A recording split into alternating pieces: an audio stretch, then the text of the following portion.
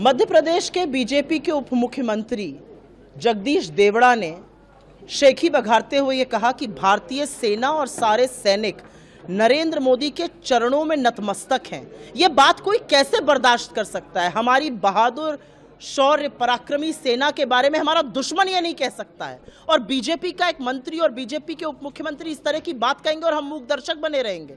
हमारी सेना ने लगातार दुश्मन को धूल चटाई है। हमारी सेना ने लगातार पाकिस्तान जैसे आतंकी देशों को सबक सिखाया है। इस बार भी पहलगाम आतंकी हमले के बाद आक्रामक कार्रवाई की, टेरर कैंपों को ध्वस्त किया, उनको बर्बाद किया।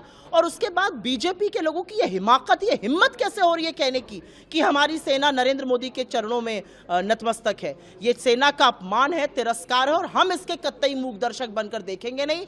हमारी मांग है कि ऐसे व्यक्ति को सरकार में बने रहने का कोई हक नहीं है। उस व्यक्ति को तुरंत बर्खास्त किया जाए और अगर बर्खास्त नहीं करेंगे तो मैं ये मानूं क्यों ना कि इसको नरेंद्र मोदी की मौन स्वीकृति है, उनका संरक्षण प्राप्त है।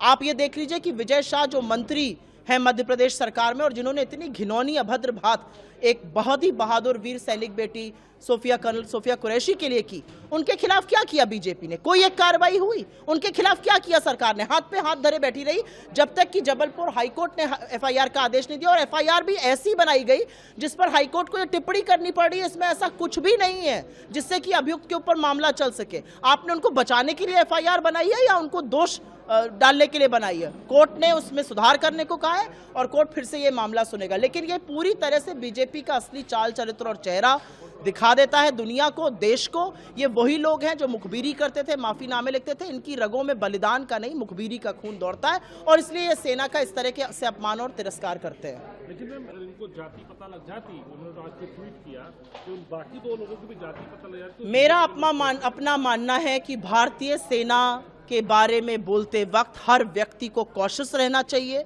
अपने शब्दों को नाप तोल कर बोलना चाहिए। ये वो सेना है जो सियाचिन के ग्लेशियर से लेकर तपते हुए रेगिस्तान तक खड़े होकर हमारी सुरक्षा करती है, हमारी सरहदों को सुरक्षित रखती है, हमारी भूभागीय अखंडता को मेंटेन करती है।